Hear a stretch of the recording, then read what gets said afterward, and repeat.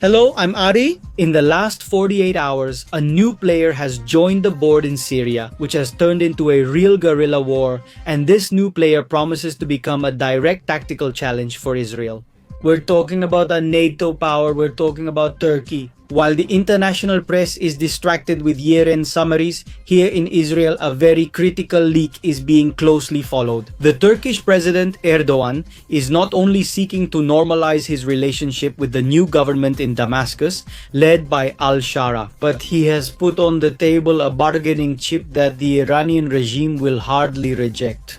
We are talking about the installation of highly advanced electronic eyes on Syrian soil, Turkish radars intended to monitor every movement of the Israeli Air Force. But there's a detail that most people are missing, which is why today I want to share it with you and show it to you. This move by Turkey is not an isolated show of force. It's a desperate response to a strategic encirclement that Israel has quietly built on 5 different fronts. Also in this video, I'll show you how Israel has managed to corner Erdogan's neo-Ottoman ambitions. And why could 2026 be the year of a power clash in the Mediterranean? In addition, I'll share with you the operational details of Operation Christmas Thunder, carried out by the United States in Nigeria. A massive blow that shows Islamic State of Iraq and Syria has stopped being a desert guerrilla and has become a global financial corporation. A kind of phoenix that many thought was dead. So, to begin, let's first talk about Erdogan, who is trying to reclaim territory that Israel had already cleared just a year ago. And how? This seriously jeopardizes all of Israel's interests. To understand the gravity of what Erdogan is trying to do today, we need to remember what happened in December 2024 when Bashar al-Assad's regime finally collapsed. A window of extreme vulnerability opened. At that moment, Israel didn't wait to see who would get the keys to the Syrian arsenals. In a series of lightning raids, the Israeli Air Force systematically destroyed the remaining radar installations and air defense systems that the Syrian army and its Russian and Iranian allies had operated for years. The goal was clear: to ensure that no extremist faction or the new al-Shara government would inherit technology that could compromise the freedom of Israeli flights and jeopardize the security of the Jewish people. What Erdogan is trying to deploy now is not new technology for the area. It's an attempt to restore the blind vision that Israel imposed after the fall of Assad. By trying to reinstall these radars, warplanes, Erdogan has directly challenged the exclusion zone that Israel established to ensure that Syria would not become an electronic threat again. It is essentially an attempt to reverse the strategic achievements of the 2024 campaign achieved by Israel. Why is Erdogan taking this risk now? Because Israel has carried out 5 moves that have left Turkey in an extremely weak position at the end of 2025. First, the failure of the protectorate in Syria. Erdogan dreamed of a Syria that would be a satellite of Ankara, the political and administrative capital of Turkey. However, Israel has managed to strengthen the autonomy of the Russian groups in the south. I've explained to you in other videos about the close ties between the Russians and the people of Israel. That's why Israel makes citizens of the same strip, becoming a kind of force and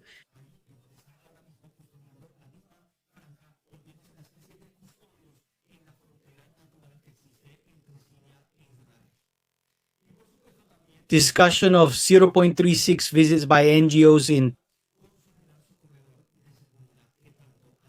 then external, ahaha social. For the Turkish economy, Egypt has signed a massive gas agreement with Israel. This is not just about money, it's pure geopolitics. Cairo has decided that its strategic partner will be Jerusalem, breaking the bloc that Erdogan was trying to lead. Third, the wall in the Mediterranean.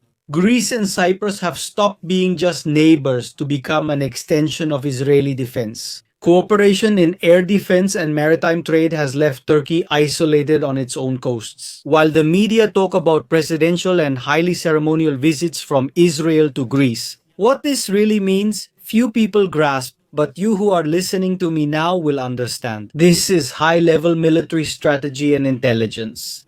Behind those handshakes and protocol photos, what there are military and intelligence agreements that greatly expand Israel's defensive and offensive actions. In the Mediterranean, where the focus is directly on Turkey and particularly on Erdogan's intentions. Alright, the fourth point, the loss of Azerbaijan. For years, Turkey considered Azerbaijan its backyard. But the opening of the new innovation center between Israel Aerospace Industries and Baku changes the rules. Israel has turned Azerbaijan into a strategic lever next to the border with Iran, something that Erdogan sees as an unacceptable infiltration. But it's already done anyway. Azerbaijan now manages and supports its space and technology interests of everything related to airspace, which it is now very well providing and supplying. 5.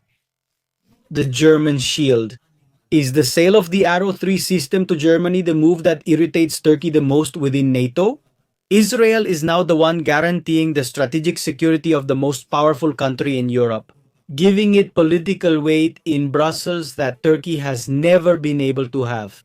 Erdogan's response to this encirclement is systematic, technical, and precise. Reports indicate that Turkey plans to deploy the Aselsan Air's radar system in Syrian territory. What does this mean operationally for Israel?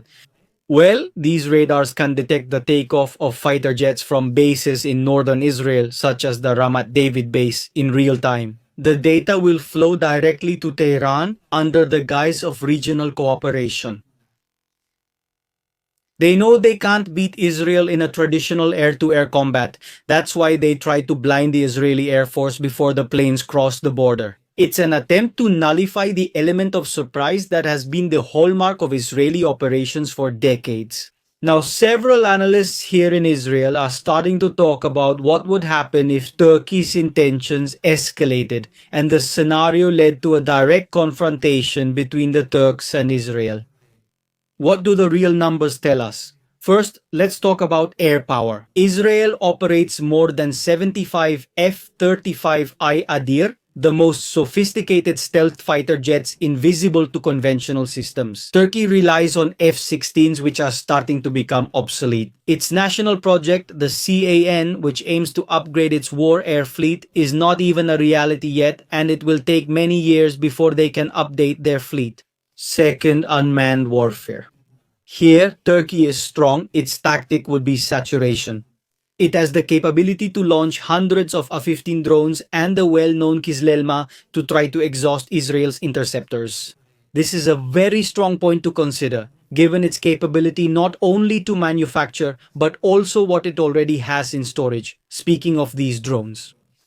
Third, there's the issue of naval warfare. Turkey has the Türkiye Cumhuriyeti Gemisi Anadolu, but Israel has the Dolphin air-independent propulsion submarines, the guarantee of a second strike and nuclear deterrence that Turkey does not possess.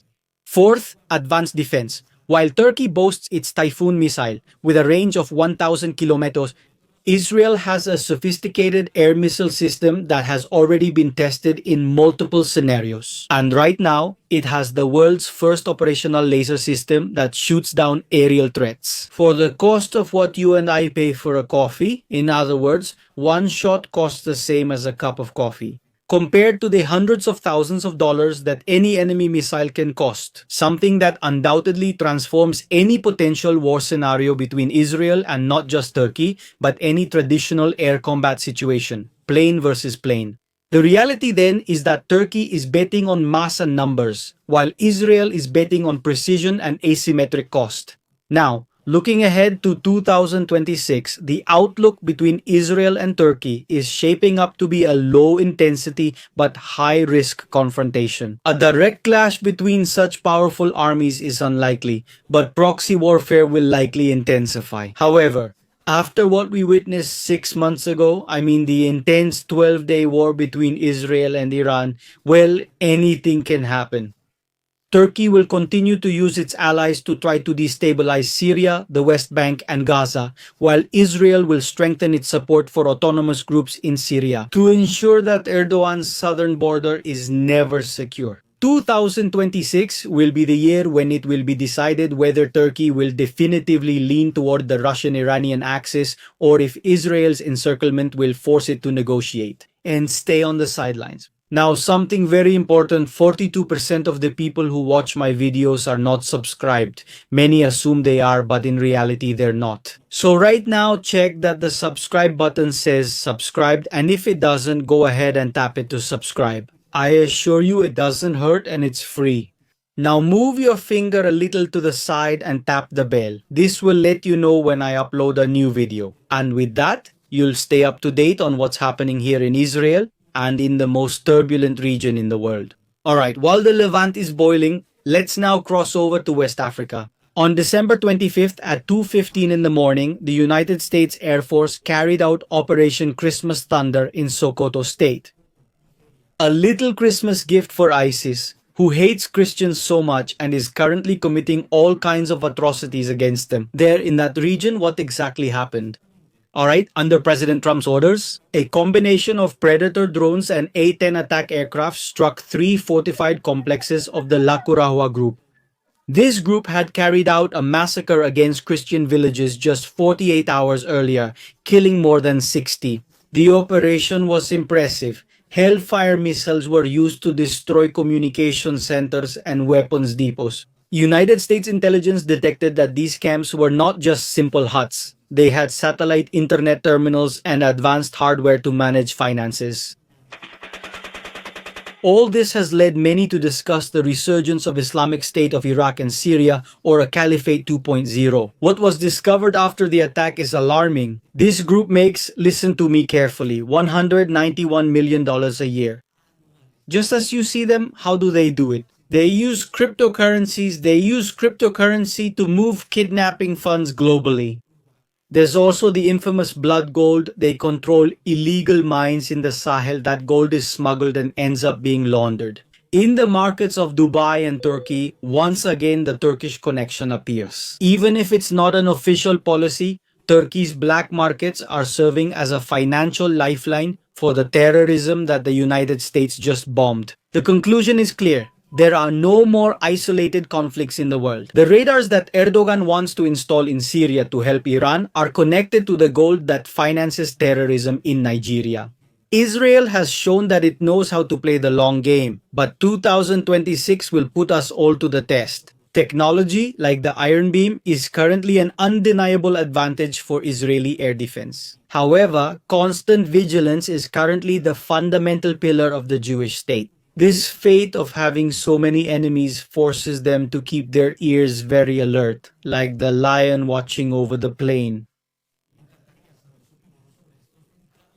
What? What do you think about this? What?